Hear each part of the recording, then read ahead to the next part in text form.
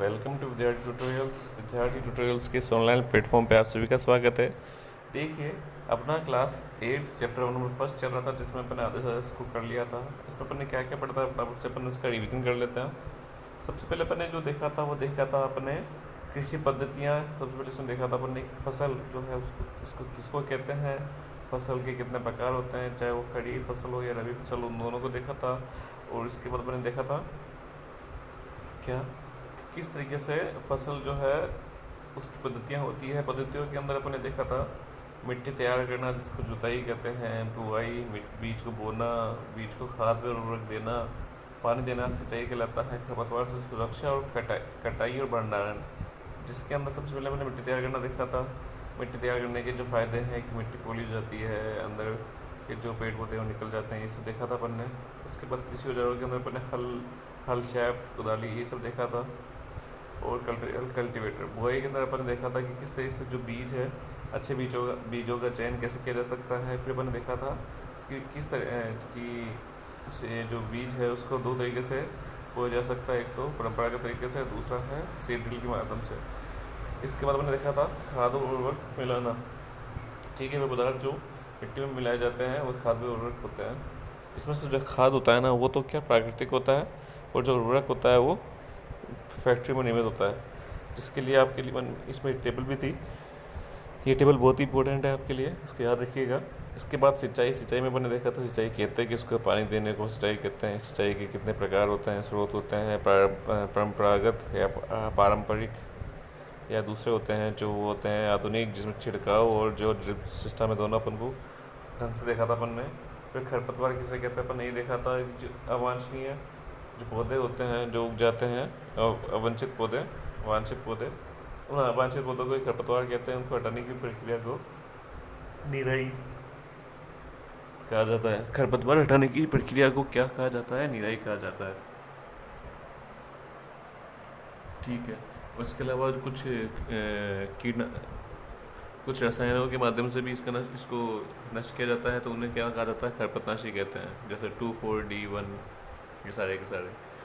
और कटाई, बेटा कटाई क्या होती है? देखो, फसल को की कटाई एक महत्वपूर्ण प्रक्रिया होती है। फसल पक जाने के बाद उसकी कटाई, काटने की प्रक्रिया को कटाई कहा जाता है। कटाई जो है वो मानव अपने हाथों के द्वारा भी कर सकता है, या फिर मशीन द्वारा भी। हाथों के द्वारा वो क्या कर सकता है? हाथों के द्वारा वो दराती, ऐसे जो ये जो आकृति है, इसको सब परिचित होंगे, दराती नाम है इसका। इसके द्वारा इसको क्या किया जाता है कि फसलों की कटाई की जाती है। ठीक है। या फिर एक मशीन होती है हार्वेस्टर, उससे कटाई की जाती है। और अगर मान लो एक ऐसी आपको जो कटाई की गई जो है ना फसल, उसमें से बीज और धान या भूसे को अलग अलग करना है, तो उसके लिए भी एक मशीन होती है जिसको अपन बोला जाता है थ्रेसिंग मशीन की जाती है। ठीक है, जो पटक के क्या करती है? अलग करती है। और देखो, ये होती है ये मशीन होना, ये मशीन इसको बोलते हैं अपन कॉम्बाइन मतलब क्यों? क्योंकि बेटा ये कटाई भी करती है ना, मतलब हार्वेस्टिंग भी करती है, और थ्रेसिंग भी, मतलब कटाई भी करती है, और साथ में भूरे को धान भूसे को बीजों से अलग भी करती है। ठीक है। इसमें आपके लिखा हुआ है कटाई पर्व का मतलब है हमारे देश में बहुत सी ऐसी जगह है जहाँ पर जब फसल उगती है तो अपन क्या करते हैं? खुशियाँ मनाते हैं। अलग अलग जगह पर अलग अलग विशेष पर्व होते हैं, जैसे पोंगल, बैसाखी, होली, दिवाली, नब्या, बिहू, इन अवसरों पर मनाया जाता है ये त्यौहार, कटाई पर्व। तो बेटा आपने कटाई कर तो ली, कटाई करने इसका एक मिनट इसमें क्या लिखा हुआ है? जो छोटे खेत होते हैं ना, छोटे खेत, उसमें अनाज के दानों को पटक के अलग किया जाता है, जिसको विनोइंग कहते हैं। ठीक है। विनोइंग में क्या होता है? पटका जाता है ज़मीन पे, ताकि वो अलग हो सके। भंडारण किसे कहते हैं? मान लो आपने ज़मीन पे फसल उगा ली, उसको काट भी लिया, अब उसको बेचना है, तो और आज आप चले गए मार्केट में, या मान लो आप मार्केट में आपने पता लगाया तो उसकी जो प्राइस है वो सही नहीं है, तो आप उसको बेच दोगे क्या? तो आप बोलोगे सर इसके मूल्य से जो है हमें सही नहीं मिल रहा। तो आप क्या करोगे? उसको एक जगह पर रखोगे, और कुछ समय बाद जब उसका मूल्य जो है सही हो जाएगा, या आपको लगेगा कि हाँ बेचने का समय आ गया, तो उसको बेच दोगे। तो तब तक के लिए उसको कारण हो गया, तो बोले कि सर तब तक के लिए हमें उसको एक साफ सुथरे निश्चित स्थान पर रखेंगे, बस उसी स्थान को अपन कहते हैं भंडार गृह, और इस प्रक्रिया को कहते हैं भंडारण। ठीक है, भंडारण जो है उसको क्यों रखा, अधिक समय तक रखना हो तो उसको नमी से, कीड़े से, चूहों से, सूक्ष्म जीवों से सुरक्षित रखना पड़ता है। ताज़ा फसल में नमी की मात्रा अधिक होती है, यदि इनके दानों को सुखाए बिना भंडारित कर दिया जाए ना तो खराब होने अथवा अंकुरित होने के उपयोग होते हैं। मतलब कि आपके पहले क्या करते हैं, इनके दानों को सुखाते हैं, जो बीज के दाने होते हैं, गेहूँ के दाने या ये जो होते हैं ना, जो आपने फसल उगाई है उसको सुखाते हैं। अतः भंडारण से पहले दानों को धूप में सुखाया जाता है, जिससे इनकी नमी में कमी हो जाती है और जीवाणु में कवक से सुरक्षा हो जाती है। किसान अपनी फसल उत्पादन का भंडारण करने के लिए क्या करता है, जूट के बोरे, धातु के जो वाइन्स है उसका उपयोग करता है, परंतु बीजों को बड़े पैमाने में भंडारण साइलो और भंडार गृहों में किया जाता है। साइलो क्या होता है, बहुत बड़े बड़े भंडार गृह होते हैं, स्टोरेज हाउस होते हैं। जैसे देखो ये रहा, ये है अपना इंडिया का जो है ना भारत सरकार, उसका अनाज भंडारण हेतु साइलो।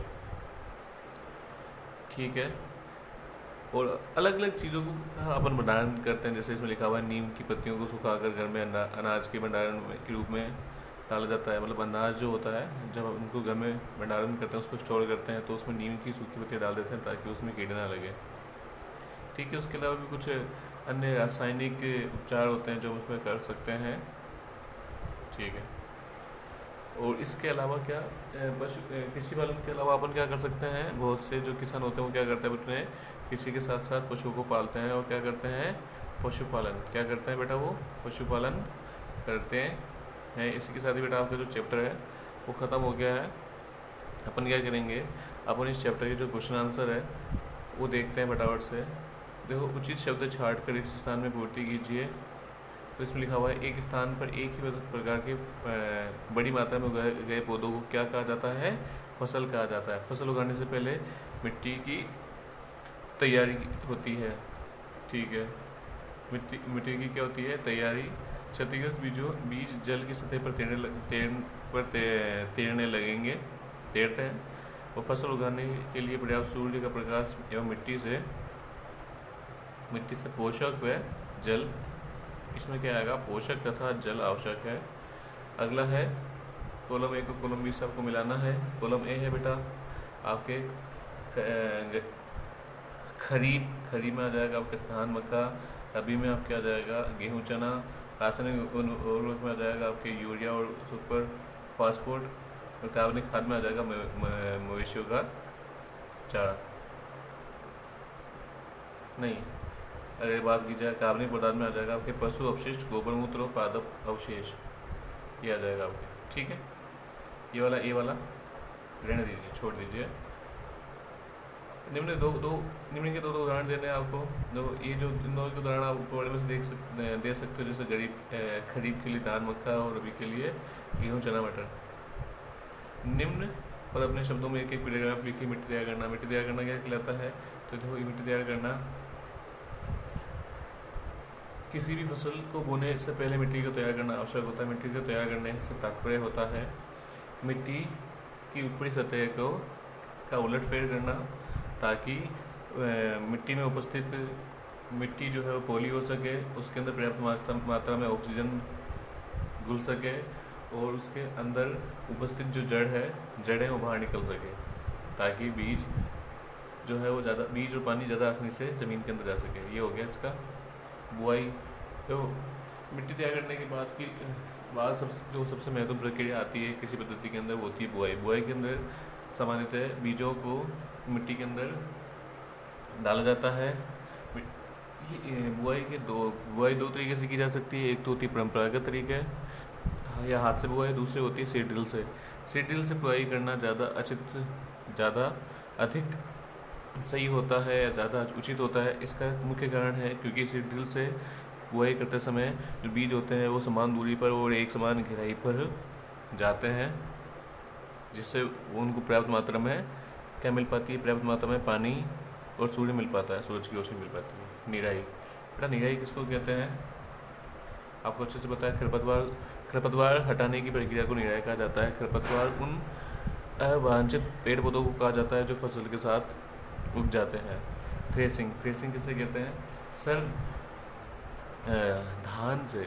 धान से बीज अलग करने की प्रक्रिया को थ्रेसिंग कहा जाता है। थ्रेसिंग दो प्रकार से की जा सकती है, एक तो मानव द्वारा यानी हाथों द्वारा मानव क्या, और दूसरा होता है मशीनों द्वारा। मशीनों द्वारा हम थ्रेसर का उपयोग करके या फिर कंबाइन का उपयोग करके इसको अलग कर सकते हैं, और मानव खुद अपने हाथों से अगर धान को ज़मीन में पटकता है तो उससे भी थ्रेसिंग हो सकती है। स्पष्ट कीजिए कि उर्वरक खाद से किस प्रकार भिन्न है। तो इसमें आपको टेबल जो है वो सारणी है वो आपको बनानी है। सिंचाई किसे कहते हैं? फसलों को समय समय पर उचित मात्रा में जल देने की प्रक्रिया कहलाती है सिंचाई कहती है। संरक्षण करने वाली दो विधियों का वर्णन कीजिए। एक तो थे आपके फव्वारा विधि, दूसरा था बूंद बूंद या फिर ड्रिप विधि, जिसके बारे में आपको दो तीन लाइनें लिखनी है बुक में से। यदि गेहूँ को खरीफ ऋतु में लगाया जाए तो क्या होगा? बेटा यदि गेहूँ को खरीफ ऋतु में लगाया जाए तो क्या होगा? यदि गेहूँ को खरीफ ऋतु में लगाया जाएगा तो जो फसल है वो ख़राब हो जाएगी। क्यों? क्योंकि गेहूँ जो है वो एक जो रबी की फसल है, जिसे इसकी आवश्यकता होती है, जिसे एक अलग तरीके के वातावरण की आवश्यकता होती है जो कि खरीफ ऋतु में उसको प्राप्त नहीं होता है। गेहूँ से लगातार फसल खेत में लगा, अगला सवाल है, खेत में लगातार फसल लगाने से मिट्टी पर क्या प्रभाव पड़ता है? सर, खेत में लगातार फसल लगाने से मिट्टी की उर्वरक क्षमता है उसमें कमी आने लगती है, जिससे मिट्टी में फसल का उत्पादन कम होने लगता है। ठीक है, इसको याद रखिएगा। व्याख्या खींचिए, इसको और भी आगे बढ़ा सकते हो आप। खरपतवार क्या है? जो खरपतवार क्या है तो सर फसल के साथ उगने वाले अवांछित पौधों को खरपतवार कहा जाता है। इसको हटाने की प्रक्रिया को निराई कहा जाता है। निराई जो है वो हाथों द्वारा की जा सकती है या फिर कुछ रसायन के द्वारा भी इसको, या दवाइयों के द्वारा भी इसको किया जा सकता है, जिन दवाइयों में मुख्य होती है कीटनाशक दवाइयाँ। ठीक है, निम्न बॉक्स को सही क्रम में लिखिए। तो देखो सबसे पहले क्या होता है, चीनी मिल में भेजना। सबसे पहले आप क्या है, खेत की जुताई करना 1 नंबर। ठीक है, सबसे मिट्टी तैयार करना, फिर खेत की जुताई करना, फिर 3 बुआई, फिर खाद देना, सिंचाई करना, कटाई करना और फसल बेचना। ये आपके हो गया 1 2 3 4 5 6 और ये हो गया 7। ठीक है, ये हो गया आपके। इसी के साथ अगला क्वेश्चन है आपके, वो क्या है, ये आपके बॉक्स है जो आपको नहीं करना, स्कूल वाले आपको नहीं करने मना कर देंगे इसको। फिर भी सिंपल है ये, इस सिंचाई की एक परंपरागत तरीका जो है वो आपको बताना है।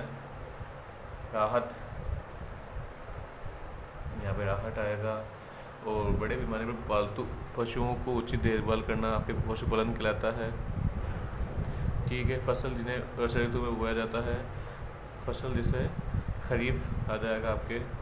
तो फसल पक जाने के बाद काटना, उसे कटाई कहा जाता है। शीत ऋतु में उगने वाली फसल को अपन रबी कहते हैं। एक किस्म के पौधे जो बड़े पैमाने पर उगाया जाता है उसे फसल कहा जाता है। रासायनिक पदार्थ जो कि पौधों को पोषक पदार्थ देते हैं उनको उर्वरक कहा जाता है। और खरपतवार हटाने की प्रक्रिया को निराई कहा जाता है। इसी के साथ ही आपका जो फर्स्ट चैप्टर है उसके अपन ने कुछ आंसर भी देख लिए और उस चैप्टर को भी अच्छे से समझ लिया। ठीक है, उम्मीद है आपको पूरा का पूरा चैप्टर ढंग से समझ में आया होगा। अब इसके बाद अब इसके नेक्स्ट चैप्टर की बात करेंगे। नेक्स्ट चैप्टर को भी अपन डिटेल में इसको पढ़ेंगे। ठीक है, तब तक के लिए हमारे वीडियो को लाइक करें, शेयर करें हमारे चैनल को और सब्सक्राइब करें हमारे चैनल को। धन्यवाद।